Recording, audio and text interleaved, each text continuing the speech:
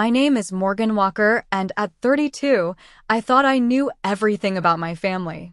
My grandmother Elaine has always been my rock, especially when my graphic design business hit rough waters this year. Our monthly family dinners at my parents' house were a tradition I cherished, despite the underlying tension that seemed to follow us like a shadow. None of us could have predicted how one innocent question would rip open decades of secrets. Before I tell you how my entire family fell apart over dinner, let me know where you're watching from and subscribe to hear more stories about family secrets that can never stay buried. Growing up, I always knew Grandma Elaine was wealthy. Not just comfortable, but genuinely rich from the real estate empire my grandfather had built before his death 15 years ago. While my parents, Catherine and Thomas, lived a solidly middle-class life, Grandma's home was a sprawling estate in the wealthiest part of town, with manicured gardens and a staff that had been with her for decades. From my earliest memories, there was something off about how my parents interacted with Grandma.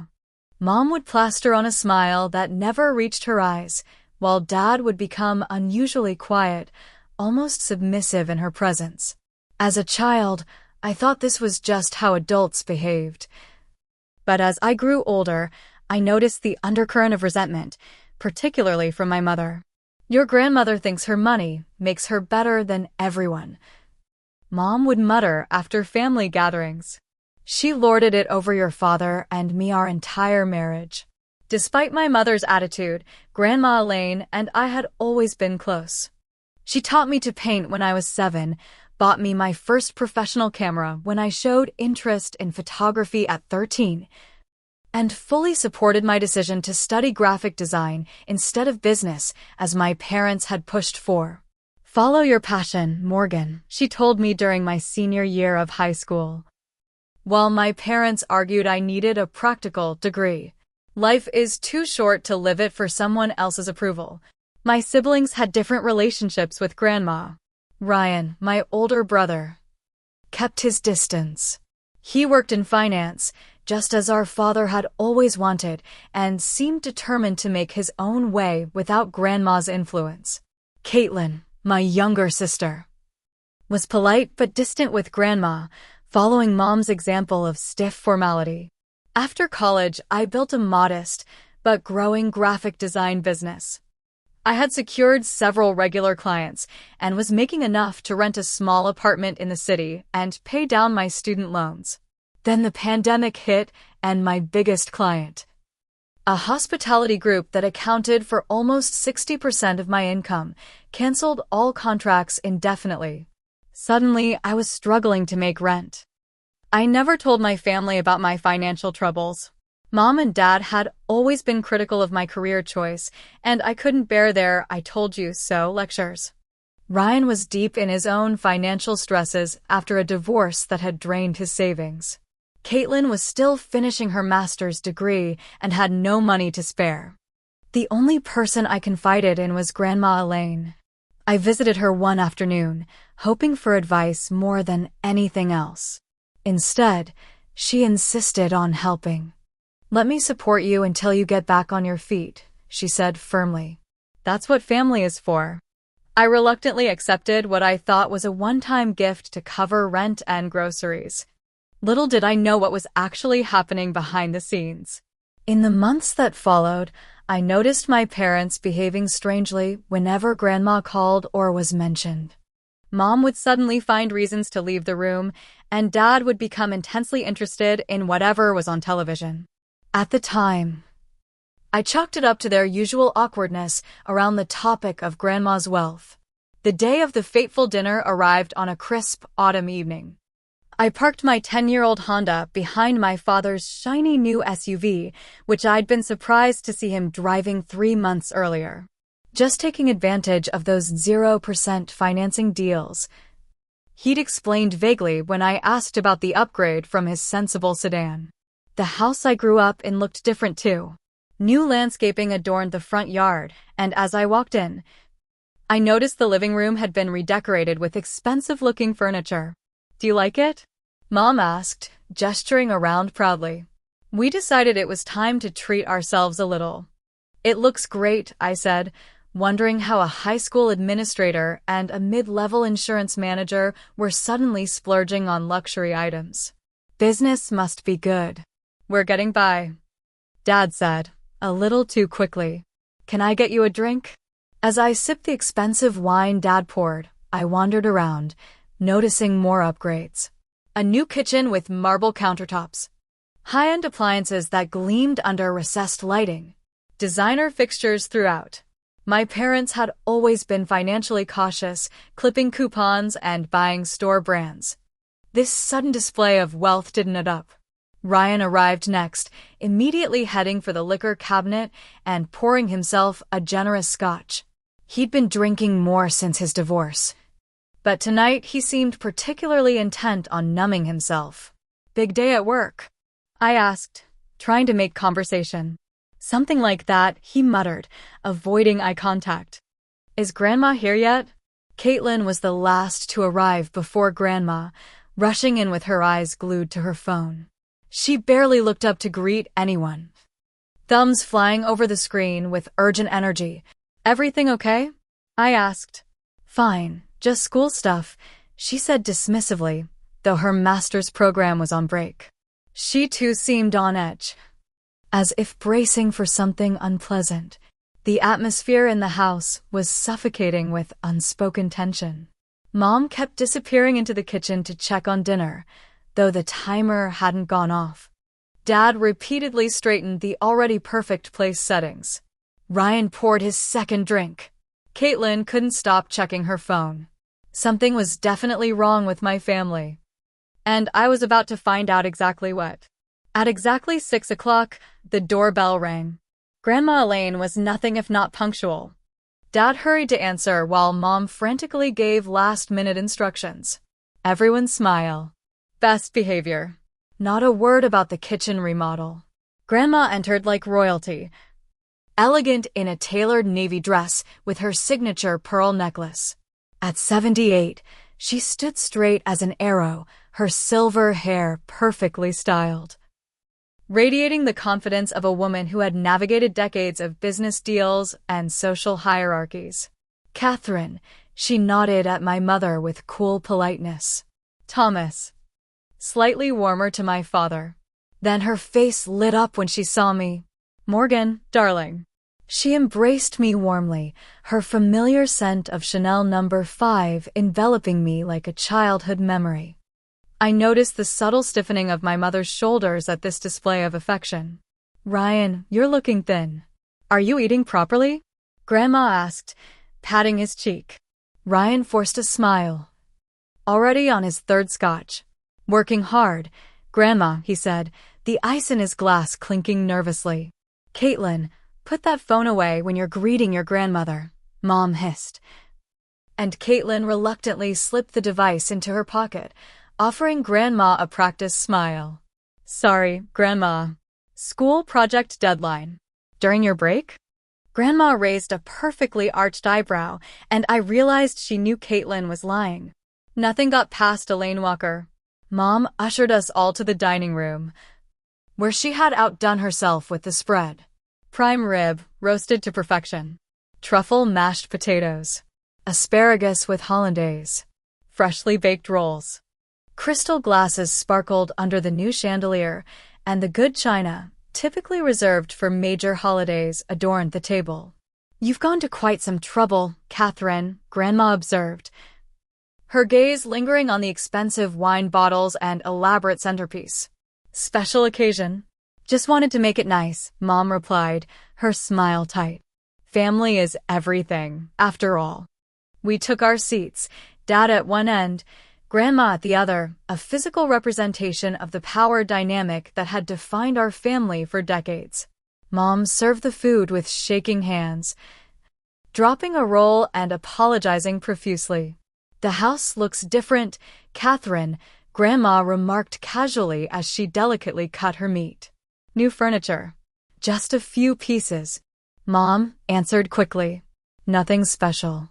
And Thomas, that's a new car in the driveway, isn't it? Dad nearly choked on his wine. Great deal. End of year clearance. Grandma nodded slowly, her eyes revealing nothing. Ryan, how is the investment banking going? Made partner yet? Ryan stared into his fourth drink. On track, Grandma. Just need to land a few more big clients. And you, Caitlin? The master's program in economics is going well. Caitlin nodded too enthusiastically. Absolutely. Top of my class. I watched this strange exchange with growing unease. Everyone was performing, but for whose benefit? And why were my parents so nervous about their recent purchases? The conversation moved to safer topics, neighborhood news, an upcoming charity gala, the weather forecast. But the undercurrent of tension remained, intensifying with each passing minute. Mom kept glancing at Dad, who seemed to be sweating despite the comfortable temperature in the room. Morgan, Grandma turned to me suddenly. How is your business recovering? Finding new clients to replace the hospitality group. Before I could answer, Mom jumped in. Morgan's doing just fine, Elaine. She doesn't need to discuss work at dinner. Grandma's eyes narrowed slightly. I was asking Morgan, Catherine. It's been challenging, I admitted, but I'm starting to build the client list back up. Hoping to be back to full capacity by next quarter. That's my girl, Grandma smiled approvingly. Persistence is a Walker family trait, at least for some of us. Mom's knuckles turned white around her fork at the implied criticism. Dad suddenly became very interested in his mashed potatoes. As dinner progressed, Grandma continued asking pointed questions about finances. How much had the kitchen remodel cost? Was Ryan's firm really as stable as reported in the business journals? How much was Caitlin's tuition for her master's program? Each question seemed to increase my parents' discomfort. Mom tried changing the subject repeatedly, bringing up innocuous topics like her garden club or neighborhood gossip. Dad barely spoke, letting Mom do the conversational heavy lifting while he nodded along. Ryan drank steadily, his words becoming slightly slurred. Caitlin kept checking her phone under the table when she thought no one was looking. I sat in confused silence, sensing that I was missing something significant. By the time Mom brought out dessert, an elaborate tiramisu that was definitely not her usual recipe, the tension in the room was unbearable. Something was about to break, and somehow, instinctively, I knew it would change our family forever. As Mom served the tiramisu with trembling hands, Grandma dabbed her lips with her napkin and turned her full attention to me. The conversation had momentarily lulled, and in that dangerous silence, Grandma spoke the words that would detonate our family's carefully constructed facade. Morgan, darling. I've been meaning to ask you, she said, her voice casual but her eyes sharp. Is the $2,000 I send you every month enough? If you need more while you're rebuilding your business, you only need to ask. The tiramisu spoon froze halfway to my mouth. I blinked, certain I had misheard. What money? The silence that followed was absolute. You could have heard a pin drop on the plush new carpet. Everyone at the table turned to stare at my parents, whose faces drained of color so rapidly it was as if someone had pulled a plug. Mom's mouth opened and closed like a fish out of water. Dad suddenly found the pattern on his dessert plate fascinating. What money, Grandma? I repeated, my voice stronger now, looking between her and my ashen-faced parents. Grandma's eyes never left my mother's face, her expression hardening into granite. Catherine, perhaps you'd like to explain why Morgan doesn't know about the monthly allowance I've been providing for her since she told me about her financial difficulties? Mom let out a high-pitched laugh that sounded more like a cry of pain. Oh, Mother, there's been a misunderstanding. Is there? Grandma cut her off coldly. Because my bank statements show that for the past 5 years, I've been transferring $2,000 monthly to an account you told me was Morgan's emergency fund. You specifically said she needed help with medical bills after being diagnosed with a chronic condition. My jaw dropped. Medical condition? I'm perfectly healthy. Dad finally spoke, his voice barely above a whisper. Elaine, we can explain. I certainly hope so, Thomas, Grandma replied, her voice like ice. Because from where I'm sitting, It appears you and Catherine have been taking money intended for your daughter and spending it on yourselves. Ryan let out a low whistle and poured himself another drink. Caitlin had gone completely still, her phone forgotten. Mom? Dad? I looked at them, silently begging for a reasonable explanation. What is Grandma talking about? Mom's face crumpled, then hardened. You've always been her favorite, she spat, the years of resentment breaking through. Always getting special treatment, special attention. Why shouldn't we get some benefit from that? I felt like I'd been slapped. You've been stealing money meant for me? For 5 years. Dad at least had the decency to look ashamed. It wasn't stealing, exactly. We're your parents. We've supported you your whole life. Catherine, Grandma's voice cut through the tension like a knife. How much money have you taken that was intended for Morgan? Mom lifted her chin defiantly. We deserve it after everything we've done. Raising 3 children isn't cheap, Elaine. How much? Grandma repeated, each word carved from ice. Dad sighed heavily, defeat evident in his slumped shoulders. About $120,000 over the past 5 years. The room spun around me. $120,000. Money that could have paid off my student loans. Money that could have helped me through the business downturn without taking on credit card debt. Money that could have changed everything. And this past year? Grandma continued her interrogation. When Morgan specifically told me she was struggling financially after losing her major client, Mom's defensive mask slipped for just a moment, revealing raw panic before she composed herself. We were going to tell her eventually. Tell me what? I demanded, my voice rising. What else have you done? When you confided in me about your business troubles, Grandma explained, her eyes full of sympathy, I immediately increased the monthly amount to $5,000. Your mother assured me it was going into your account to help you stay afloat. Another $60,000. Gone. Spent on kitchen remodels and new cars and furniture while I had been eating ramen noodles and worrying about eviction. How could you? I whispered, tears welling in my eyes. Your own daughter? You don't understand the pressure we've been under, Mom said defensively. Your father's company has been downsizing. My school district froze raises years ago. We have appearances to maintain. Appearances? I echoed incredulously. You stole from me to keep up appearances? We did not steal, Mom insisted. Color returning to her face in angry blotches. We redirected family funds. Everything stays in the family. Except it wasn't yours to redirect, Grandma stated firmly. That money was explicitly for Morgan. The weight of their betrayal crushed down on me. My own parents had watched me struggle, stress, and nearly lose my apartment, all while sitting on money that was meant to help me. Money they were using for luxury purchases and lifestyle upgrades. Did you ever intend to tell me? I asked, my voice barely audible. The silence that followed was answer enough. I can't believe this is happening, I said, pushing my dessert away, my appetite completely gone. 5 years? You've been lying and stealing for 5 years. Mom's defensive posture intensified. It's not stealing when it's family. We raised you, put a roof over your head, paid for your education. Actually, I paid for her education, Grandma interjected. The trust fund I established covered tuition for all 3 grandchildren. I turned to Grandma in confusion. Trust fund? What trust fund? A look of grim understanding passed over Grandma's face. You never told her about the education trust, either, did you, Catherine? Mom shifted uncomfortably. We didn't want the children getting entitled ideas about family money. What your mother means, Grandma explained to me, is that I set up trusts for each of my grandchildren to cover higher education costs. Your parents were the trustees until you turned 25, at which point control should have transferred to you. My head was spinning.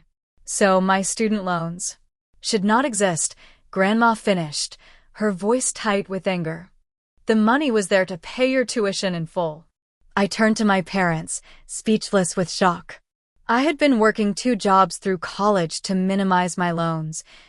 eating ramen and living with 4 roommates to save money, all while a trust fund sat untouched. Where did that money go? I finally managed to ask. Dad couldn't meet my eyes. We had investments that didn't pan out. You gambled away my education fund. The betrayal cut deeper with each revelation. It wasn't gambling, Mom snapped.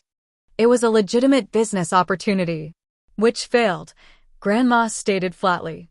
And rather than admit your mistake and ask for help, you let your daughter take on debt that she shouldn't have had. Ryan suddenly laughed, the sound bitter and slightly slurred. Classic Mom and Dad. Let me guess, you did the same with my trust? The guilty look that flashed between our parents told us everything. You've got to be kidding me.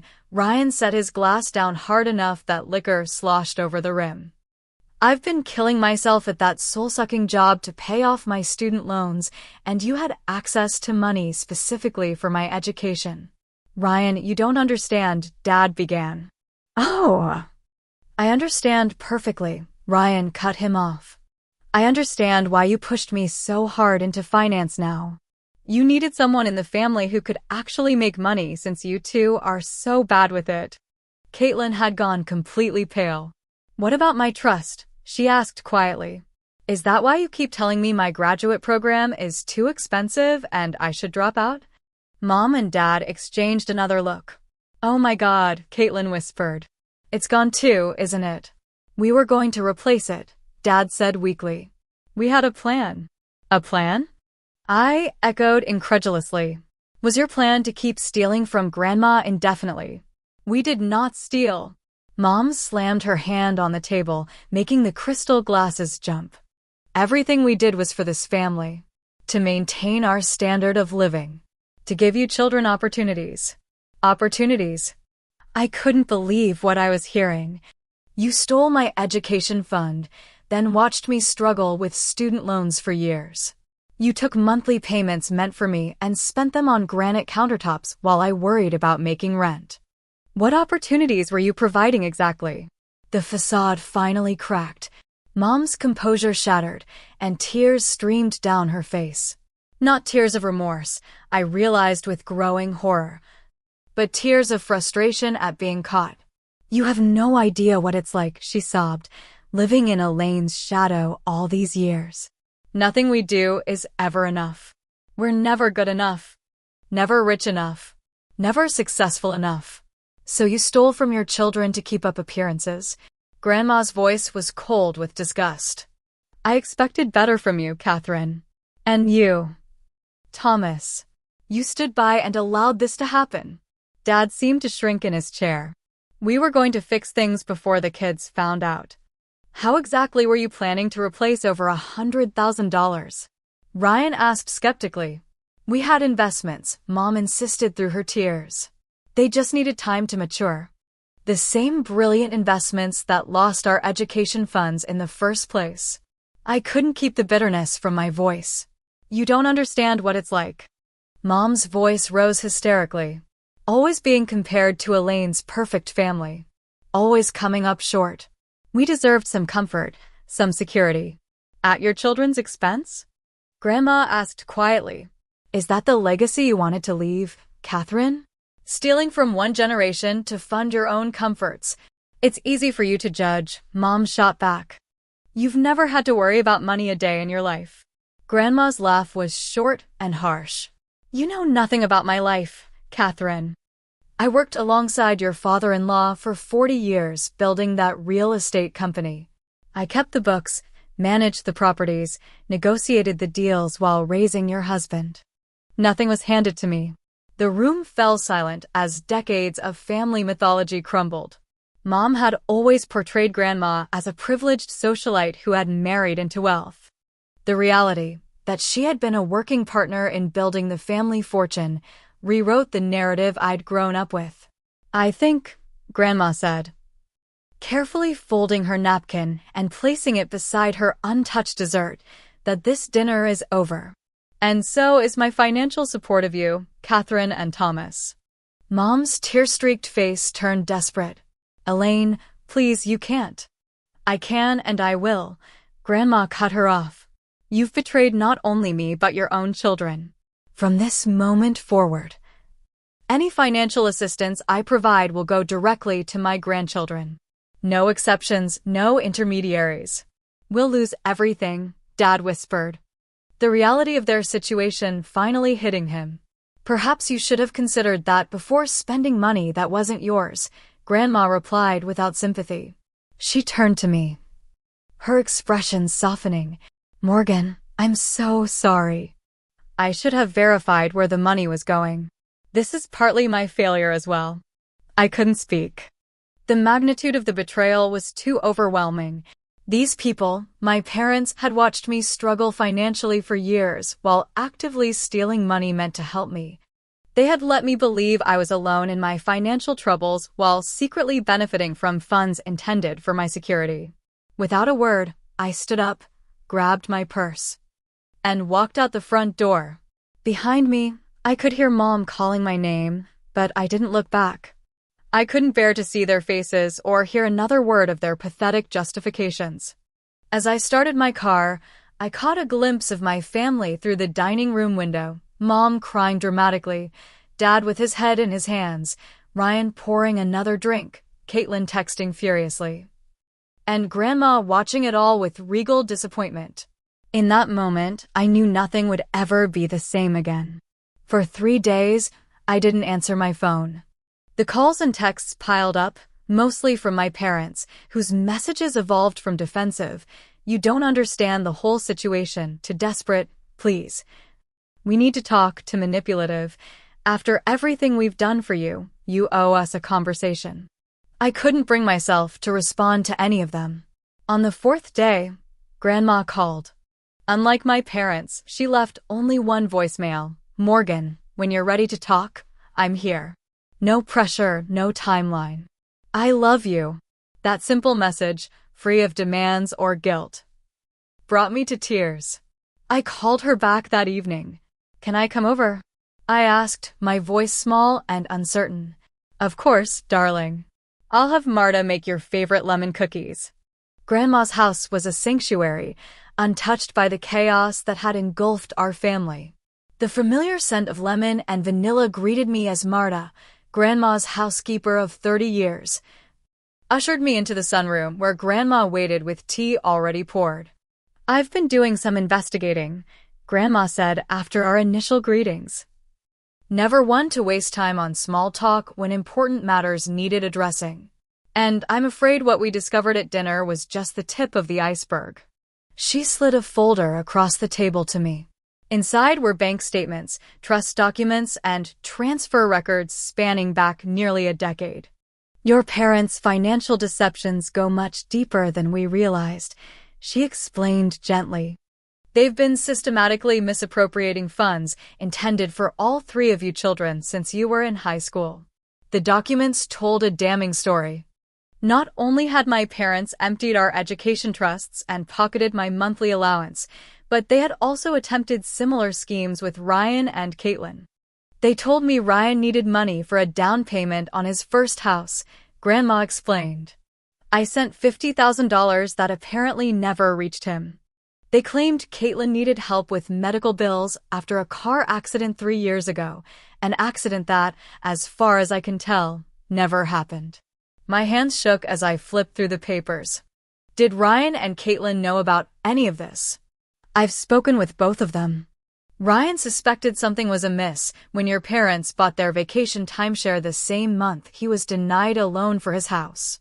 Caitlin knew nothing. She's been completely in the dark." I felt sick. "How much have they taken altogether?" Grandma's face was grim. "Close to $400,000 over the past decade." The number was staggering. My parents, who had always preached financial responsibility and hard work, had been secretly siphoning off family money to fund their lifestyle. "There's something else you should know," Grandma continued carefully. "Your student loans were paid off 3 years ago." I stared at her in confusion. "That's impossible. I make payments every month." "To an account your parents set up," Grandma confirmed, pointing to a document. "The actual loans were paid in full from your trust fund, one of the few legitimate uses they made of that money." The payments you've been making have been going directly to your parents. The room seemed to tilt around me. For 3 years, I had been sending $500 monthly to an account I believed was my student loan servicer. That was $18,000 of my hard-earned money straight into my parents' pockets. Why? I whispered, the betrayal cutting deeper than I thought possible. Why would they do this to their own children? Grandma sighed heavily.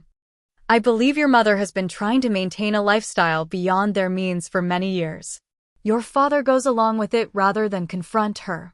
They've been living on credit cards, home equity loans, and whatever they could extract from the family. The house you grew up in was purchased with money I provided as a down payment, money they told me they had saved themselves. The perfect middle-class life I thought we had lived was a carefully constructed illusion, built on lies and theft. The next day, Ryan called me. His voice was uncharacteristically subdued. Did Grandma tell you everything? I think so, I replied. It's hard to believe it's real. I confronted Dad yesterday, Ryan said. He broke down completely. They're in much worse shape than even Grandma knows. Second mortgage on the house, maxed out credit cards, personal loans they can't repay. They've been robbing Peter to pay Paul for years. And we're Peter, I said bitterly. Exactly. I think Mom has some kind of problem she can't stop spending. And Dad enables it because he's too weak to stand up to her. Later that evening, Caitlin came to my apartment. Her eyes were red from crying. I caught Mom in a lie 3 years ago, she confessed, curled up on my couch with a cup of tea. Remember when she said Grandma had sent a gift for my 25th birthday, but it got lost in the mail? I nodded, vaguely recalling the incident. I called Grandma to thank her anyway, and she had no idea what I was talking about. When I confronted Mom, she made me promise not to tell anyone. Said it would break up the family if I made a big deal about it. I was stupid enough to believe her. You weren't stupid, I assured her. You trusted our mother. We all did. The more we talked, the more the pieces fell into place. Small inconsistencies over the years. Expensive purchases that didn't align with their income. The constant pressure on all of us to succeed financially while they undermined our ability to do so.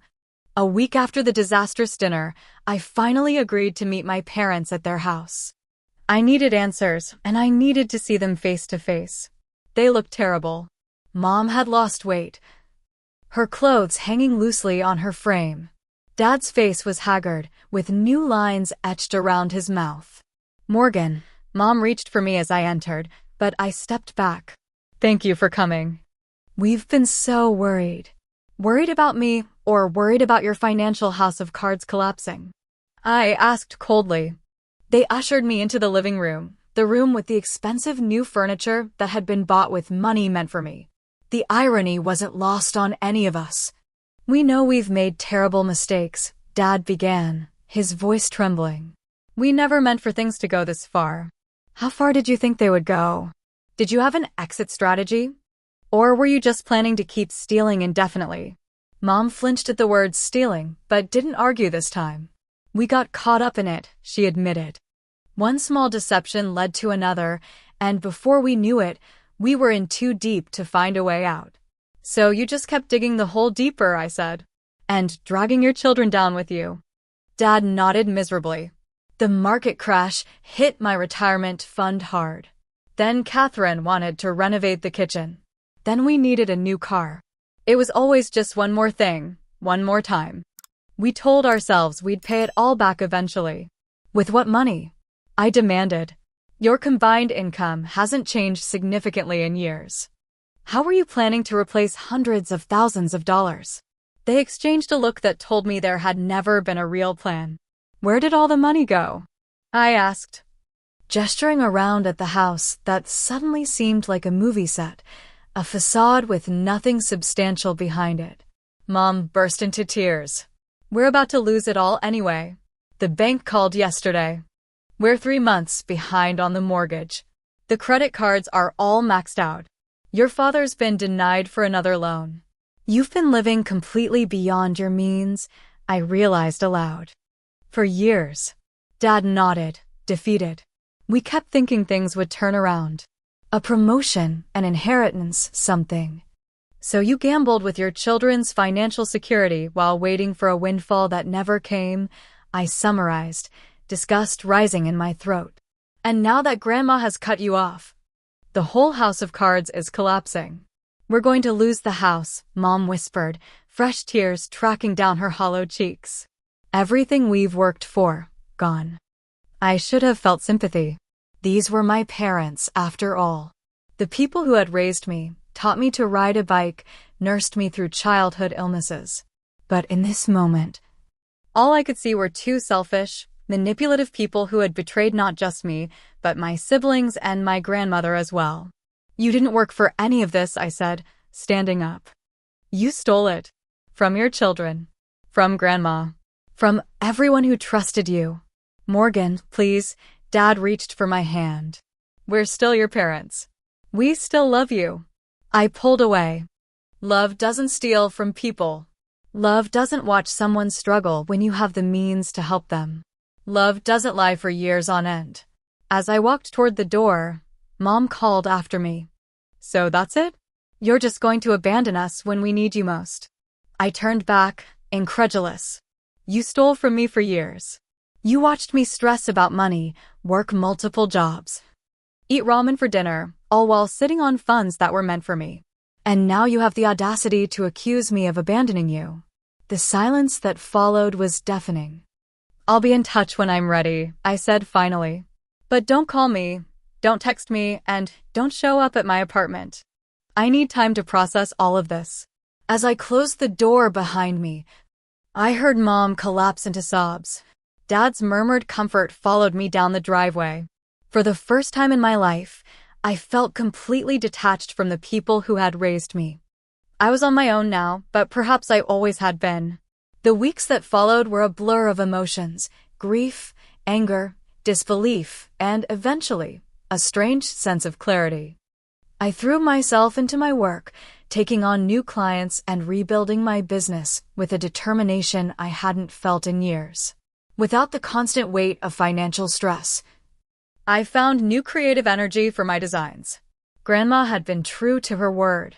The day after our tea, she had established a new monthly deposit directly to my account, this time with me as the sole account holder. She had also transferred a lump sum that she calculated was roughly equivalent to what my parents had taken from me over the years. This isn't charity, she insisted when I tried to refuse. This is your birthright, money that should have been yours all along. Take it, invest it, use it to build the life you deserve. With those funds, I was able to move to a better apartment, upgrade my ancient computer and design software, and even hire a part-time assistant to help with administrative tasks. For the first time in my adult life, I wasn't living paycheck to paycheck. Ryan and I grew closer during this time, bonding over our shared experience of betrayal. He had finally quit the finance job he hated and was using his portion of Grandma's restitution to start his own business consulting firm. I never wanted to be in finance, he admitted during one of our weekly dinners. I only did it because Dad pushed so hard, and I thought it would make them proud. What a waste of 10 years. Caitlin was struggling more than either of us. As the youngest, she had been the most sheltered from our parents' financial realities. The revelations hit her hardest, especially when she learned that her graduate program, which our parents had been pressuring her to quit, was fully funded by Grandma's original trust. I almost dropped out last semester because Mom kept saying it was too expensive, she told me tearfully. I was ready to give up my dream because they lied about money that was literally designated for my education. With Grandma's support, Caitlin continued her program with renewed focus. The three of us grandchildren formed our own support system, meeting regularly without our parents' knowledge. As for Mom and Dad, their financial house of cards had indeed collapsed. 2 months after the fateful dinner, they were forced to put their house on the market. The bank had initiated foreclosure proceedings, and selling was their only option to avoid complete financial ruin. The new cars were repossessed. The timeshare was surrendered. The credit card companies were calling daily. I didn't witness any of this firsthand. My information came through Ryan, who maintained minimal contact with them. I still wasn't ready to face them, my anger too raw, the betrayal too fresh. 3 months after the dinner, I received a letter from Mom. Not an email or text, but an actual handwritten letter on expensive stationery, probably purchased during their years of excess. Morgan, it began, we know we've hurt you deeply, and no apology can undo the damage we've caused. But we hope you can find it in your heart to give us a chance to explain ourselves fully. The letter went on for several pages, detailing their financial struggles, the pressure they felt to maintain appearances, the slippery slope of their first deception that led to years of lies. It was part explanation, part justification, and only the barest hint of genuine remorse. What struck me most was what the letter didn't contain, a clear acknowledgement of the harm they had caused. Not just financially, but emotionally.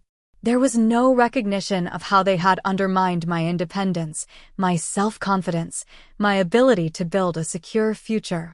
It was still, at its core, about them, their struggles, their justifications, their pain. I didn't respond.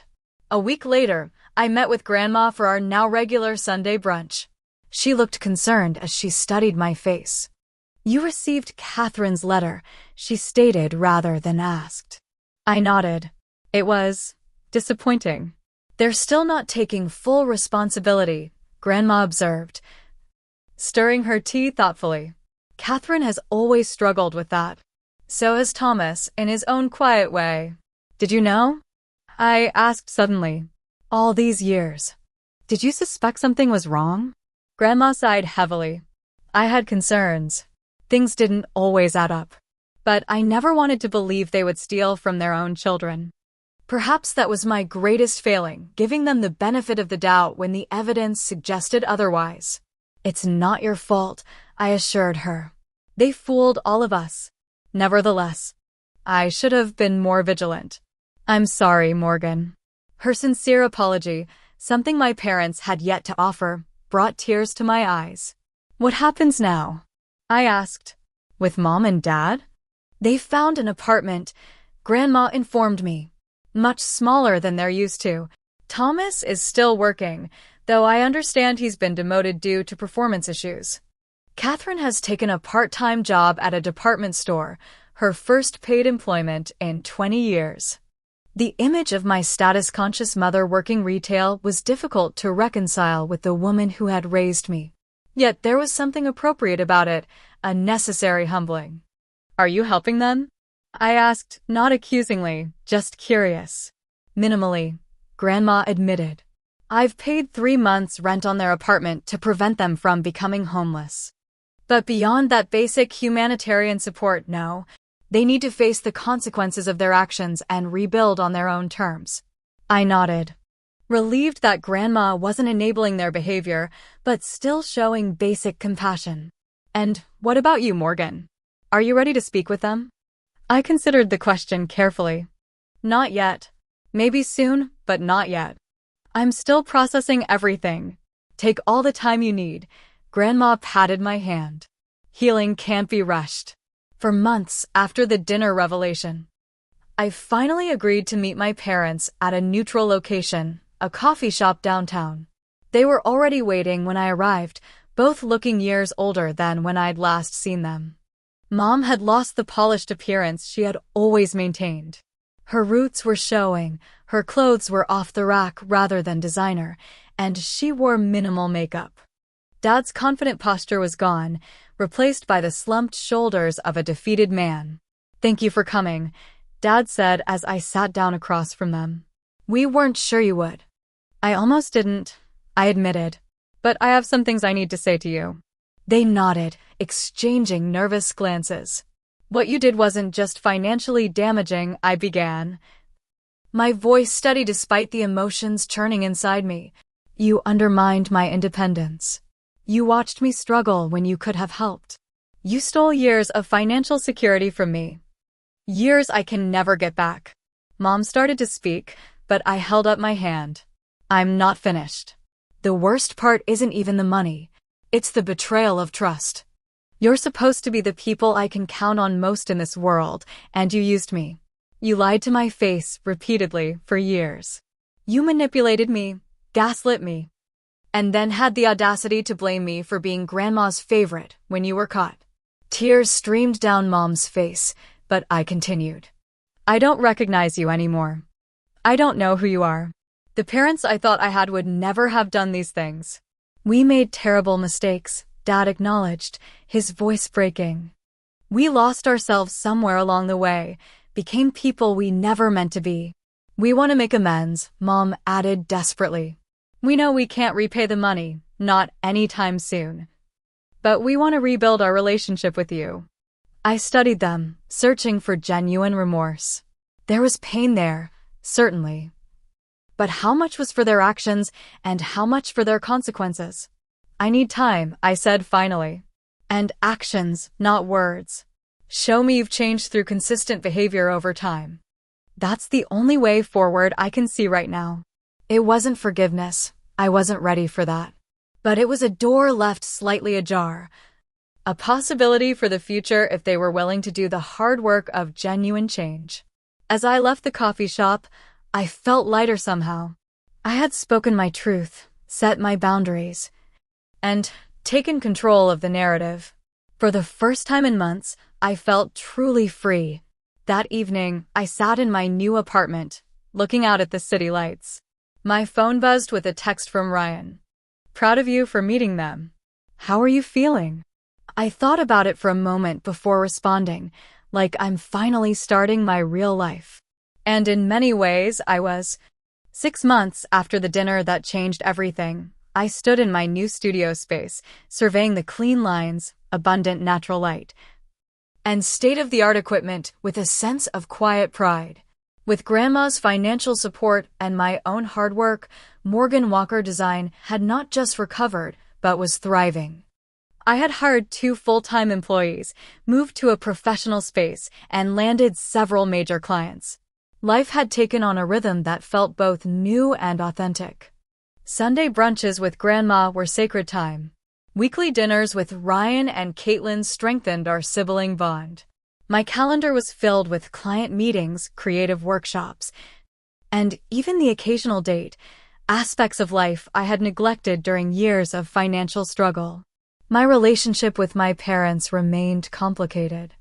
We had established limited contact, occasional texts, brief phone calls on birthdays and holidays, one carefully navigated dinner at a restaurant. They were trying in their way. Mom had joined a financial management support group. Dad was seeing a therapist.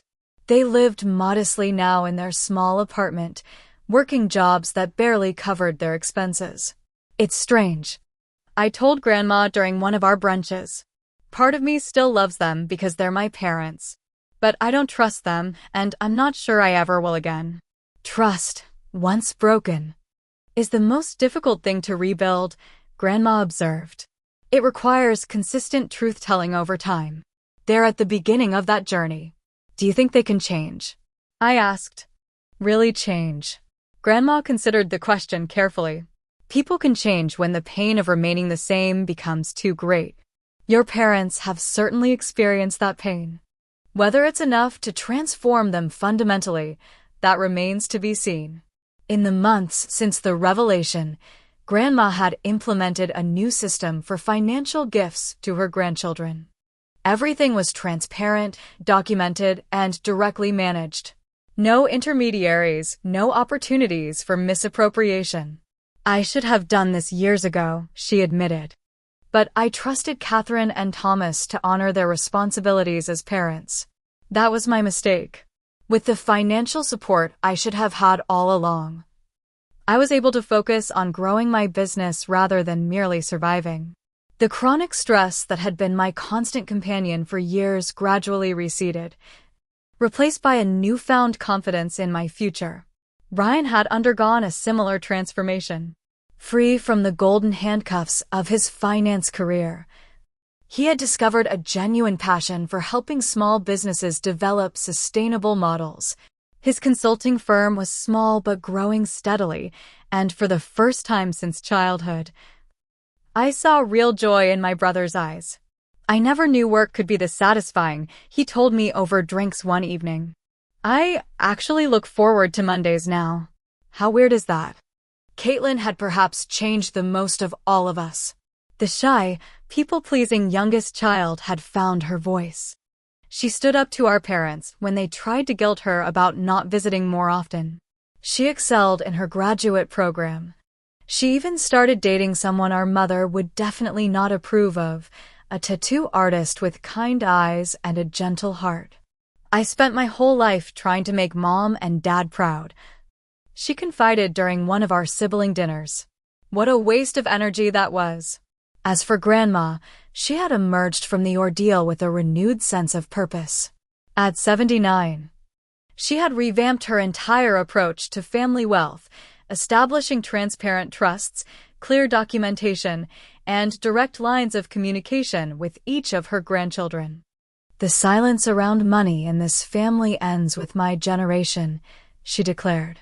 Financial literacy is a gift I should have given you all much sooner. 1 year after the fateful dinner, we gathered at Grandma's house for a new tradition, a family meeting that included only the 4 of us, Grandma, Ryan, Caitlin, and me. Our parents were not invited. I've been thinking about legacy. Grandma began once we were settled in her sunroom. Not just financial legacy, but ethical legacy. What values do we want to carry forward in this family? Over several hours, we talked openly about money, trust, communication, and boundaries. We established guidelines for how we would handle family resources and relationships moving forward. We acknowledged the trauma we had experienced and committed to breaking the cycle of financial secrecy. I propose a toast, Grandma said as we finished dinner. To the Walker family reimagined, rebuilt, and resilient. As I raised my glass, I realized how much I had grown over the past year. The betrayal that had nearly broken me had instead forced me to examine my own values, set clear boundaries, and build a life based on truth rather than illusion. The money that had been restored to me was significant, but the self-respect I had gained was priceless. I had learned to stand firm in my worth, to require honesty from those around me, and to walk away from relationships that undermined my well-being, even when those relationships were with my own parents. I had also learned the true meaning of family, not the performative version my parents had cultivated, but the authentic support and love that Grandma modeled and that my siblings and I were now building among ourselves. 2 years after the dinner revelation, I sat in my thriving studio, reviewing designs for a major new client. My phone buzzed with a text from Mom. Thinking of you today. Hope your presentation goes well. Love, Mom. It was a small thing, remembering my important presentation, sending a simple message of support without demands or guilt. But it represented the kind of consistent, respectful communication we had established as our new normal. I texted back, thanks. I'll let you know how it goes. Not warm, not effusive, but honest. That was all I could offer now. And they had learned to accept it. Later that evening, as I celebrated the successful presentation with my team, I reflected on how completely my life had transformed since that dinner 2 years ago. The path had been painful, but the destination was worth it, a life built on truth, surrounded by people I could trust, doing work I loved. The money that had been stolen from me had been returned. But the real restoration was in my spirit. I had discovered a strength I never knew I possessed, a resilience that could weather even the deepest betrayal, and the courage to rebuild on my own terms. That night, I called Grandma to share the news about my successful presentation. I'm so proud of you, Morgan, she said warmly. Not just for your professional success, but for the woman you've become. I learned from the best, I told her sincerely. After we hung up, I stood at my apartment window, looking out at the city lights. The woman who had discovered her parents' betrayal 2 years ago felt like a different person, younger, more naive, defined by financial struggle and family expectations. The woman I was now stood firmly on her own foundation, financially secure, emotionally resilient, surrounded by authentic relationships. The betrayal had nearly broken me. Instead, it had remade me. And for that, strangely enough, I was grateful. Have you ever discovered a betrayal from someone you trusted completely? How did you handle it? And what did you learn from the experience? Share your stories in the comments below. And if this story resonated with you, please like, subscribe, and share it with someone who might need to hear that even the deepest betrayals can ultimately lead to growth and renewal. Thank you for listening to my story.